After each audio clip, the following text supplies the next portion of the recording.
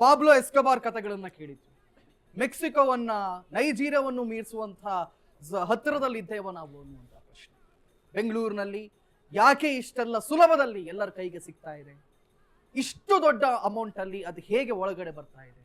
ಸರ್ಕಾರದ ಜವಾಬ್ದಾರಿ ಏನು? ಇದೆಲ್ಲ ವಿಚಾರಗಳ ಕುರಿತಾಗಿ ಚರ್ಚೆಯನ್ನ ಮಾಡ್ತಾ ಇದ್ದೀವಿ. ಆನಂದ್ ಅವರು ಉತ್ತರ ಕೊಡ್ತಾ ಇದ್ರು. ಸರ್ ಹೇಳಿ. ಅಲ್ಲ, ಇದಕ್ಕೆ ಸಮಯ ಇದೆಯಾ ಕೇಳಿ ಇದ್ರ ಬಗ್ಗೆ ಯೋಚನೆ ಮಾಡಕ್ಕೆ ಅವರಿಗೆ. ಮೇಡಮ್ ಹೇಳ್ತಾ ಇದೀವಿ ನೋಡಿ, ಇವ್ರು ಮೇಡಮ್ ಹೇಳ್ತಾ ಇದ್ದಾರೆ, ಬಹಳ ಆವೇಶದಲ್ಲಿ ಹೇಳ್ತಾ ಇದ್ದಾರೆ. ಇದು ಸಾಮಾಜಿಕ ಜವಾಬ್ದಾರಿ. ಮೊದಲನೇದಾಗಿ ಇದು ಕಾಂಗ್ರೆಸ್ ನಿಮ್ದೇನು ಜವಾಬ್ದಾರಿ ಇಲ್ಲ, ನಿಮ್ಗೂ ಇದೆ. ಗುಜರಾತ್ ನಲ್ಲಿ ಹೈಯೆಸ್ಟ್ ಕರ್ನಾಟಕದಲ್ಲಿ ಇದಕ್ಕೆ ಏನ್ ಮಾಡ್ತೀರಾ ಅದ್ರ ಬಗ್ಗೆ ಹೇಳಿ.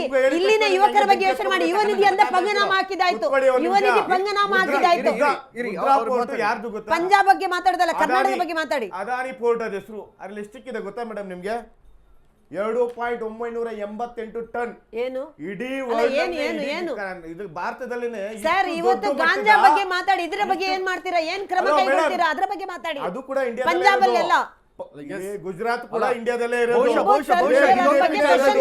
ಸರ್, ಇದೊಂದು ವಿಚಾರದಲ್ಲಿ ನಾನು ಹೇಳ್ತೀನಿ, ಇದು ಹೈಯೆಸ್ಟ್ ಇದೆ ಕರ್ನಾಟಕದಲ್ಲಿ, ಹೈಯೆಸ್ಟ್ ಇದೆ. ಅದ್ರ ಬಗ್ಗೆ ಮಾತಾಡಿ. ಇಲ್ಲ ಸರ್, ಕರ್ನಾಟಕದಲ್ಲಿ ಹೈಯೆಸ್ಟ್ ಇದೆ. ನಿಮ್ಮ ಕಮೆಂಟ್ ಏನು ಅದಕ್ಕೆ?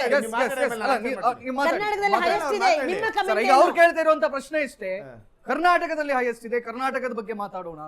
ಗುಜರಾತ್ 5ನೇ ಸ್ಥಾನದಲ್ಲಿದೆ, 1ನೇ ಸ್ಥಾನದಲ್ಲಿ ಕರ್ನಾಟಕ ಇದೆ. ಅವ್ರು ಉತ್ತರ ಕೊಟ್ಬಿಡ್ಲಿ, ಆಮೇಲೆ ಮಾತಾಡೋಣ. ಹೇಳಿ. ಸರ್ಕಾರ ಅನ್ನೋದು ನಾವು ಭಾರತದಲ್ಲಿ ಇರೋದು, ಆಯ್ತಾ? ಅಖಂಡ ಭಾರತ ನಮ್ಮ ದೇಶ. ಅಲ್ಲಿ ನಮ್ಮ ಮಕ್ಕಳು ಹೆಂಗಾರ ಹಾಳಾಗೋಗ್ಬಿಡ್ತಾರೆ.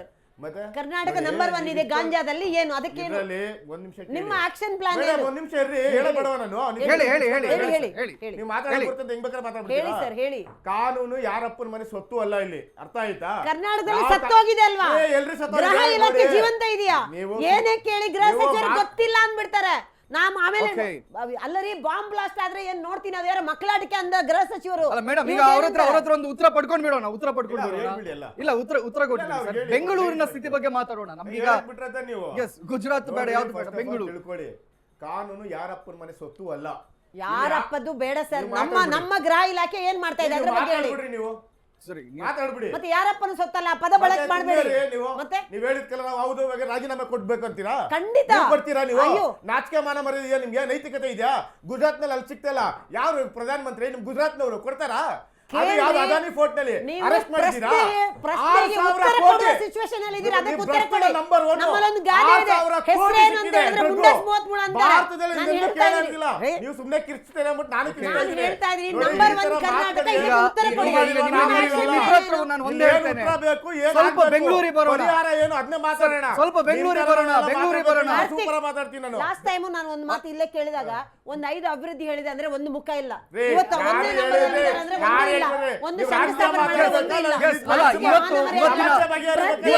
ಒಂದು ನಿಮಿಷ, ನಿಮ್ಮಿಬ್ಬರ ಹತ್ರ ಒಂದಿಷ್ಟು ಜವಾಬ್ದಾರಿಗಳಿವೆ. ಮೋದಿ ಬೆಟ್ ತೋರಿಸ್ರಿ. ಕರ್ನಾಟಕ ನಂಬರ್ 1 ಇದೆ, ಅದಕ್ಕೂ ಮೋದಿ ಬೆಟ್ ತೋರಿಸಿ. ಕರ್ನಾಟಕ ನಂಬರ್ 1 ತಲಾ ಇನ್ಕಮ್ ಇದೆ. ನೀವು ಆಳ್ತಾರೆ ಎಲ್ಲಾ ರಾಜ್ಯದಲ್ಲೂ ಲಾಸ್ ಅಲ್ಲಿ ಇದೆ. ಏನು ರಾಜೀನಾಮೆ ಕೊಡ್ತೀರಾ? ಬಿಜೆಪಿ ಅವ್ರದ್ದು ಕಾಂಗ್ರೆಸ್ ಅವ್ರದ್ದು ಭಾರತ ಯಾರಿಗೆ ಬೇಕಾಗಿದೆ? ಭಾರತ ಒಂದ್ ನಿಮಿಷ ನಾನು ಹೇಳ್ತೇನೆ, ಭಾರತ ಯಾವ ಪಕ್ಷದ್ದು ಅಲ್ಲ. ಭಾರತ ಇಲ್ಲಿನ ಯುವ ಜನತೆಯದ್ದು. ಇವತ್ತು ಯುವ ಜನತೆ ಹಾಳಾಗ್ತಾ ಇದ್ದಾರೆ. ಮೇಡಮ್, ನಿಮ್ಮ ಹತ್ರ ಬರ್ತೀನಿ. 2 ನಿಮಿಷ ಸರ್, ಬೆಂಗಳೂರು ಬಗ್ಗೆ ಮಾತಾಡೋಣ.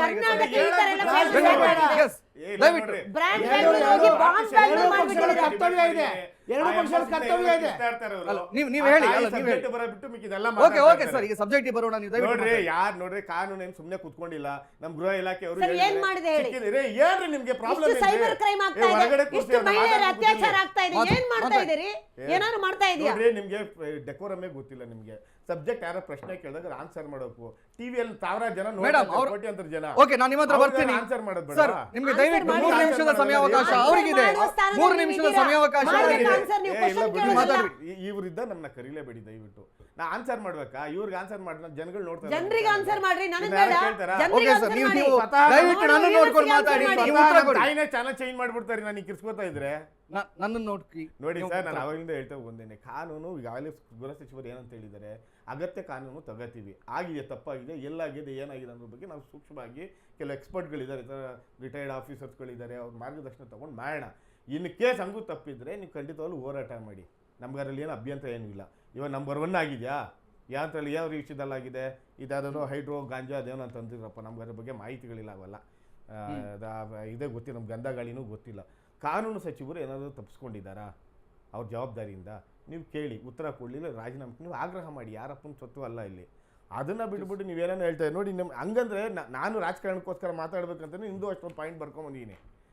ಲೋಕಸಭೆಯಲ್ಲೇ ಕೊಟ್ಟಿದ್ದಾರೆ ಏನು, Andhra Pradesh 33 kg 33,000 kg, ಅಸ್ಸಾಮಲ್ಲಿ 15,000 kg, ಬಿಹಾರಲ್ಲಿ 32,000 kg, ಈ ತರ ಎಲ್ಲ ಕಡೆ ನಿಮ್ಗೆ ಅರ್ಥ ಆಗ್ತಿದೆಯಾ ಕನ್ನಡ? ಇಡೀ ದೇಶದಲ್ಲಿ ರಾಜ್ಯಕ್ಕೆ ನಂಬರ್ 1 ಬಹುಶಃ ನಾವು ಇದೇ ರೀತಿಯಲ್ಲಿ ಚರ್ಚೆ ಮಾಡ್ತಾ ಹೋದ್ರೆ ನಂಬರ್ 1 ನಾವು ಕರ್ನಾಟಕ. ಮೆಕ್ಸಿಕೋಗೆ ಕಂಪೇರ್ ಮಾಡ್ಕೊ ಕೂತ್ಕೊಂಡ್ರೆ ನಮ್ದು ಇನ್ನೂ ಸರ್ ನೋಡಿ, ದೊಡ್ಡದಾಗುತ್ತೆ. ನಾನು ಹೇಳ್ತಾ ಇರೋದು ಏನು ಗೊತ್ತಾ, ನಾವು ಸ್ಟಾರ್ಟಿಂಗ್ ಅಲ್ಲಿ ಬಹಳ ಸ್ಪಷ್ಟವಾಗಿ ಹೇಳಿಲ್ಲ, ರಾಜಕಾರಣ ಬಿಟ್ಟು ಸಾಮಾಜಿಕ ಜವಾಬ್ದಾರಿಯಿಂದ ಮಾತಾಡೋಣ. ಎಲ್ರಿಗೂ ಕೂಡ ಜವಾಬ್ದಾರಿ ಇದೆ. ಇದೇ ಕಾನೂನು ಸಾಮಾಜಿಕ ನಾನು ಇಬ್ಬರತ್ರನ್ನು ಜವಾಬ್ದಾರಿ ಬರ್ತೀನಿ, ಹಿರಿಯರಿದ್ದಾರೆ ಇಲ್ಲಿ.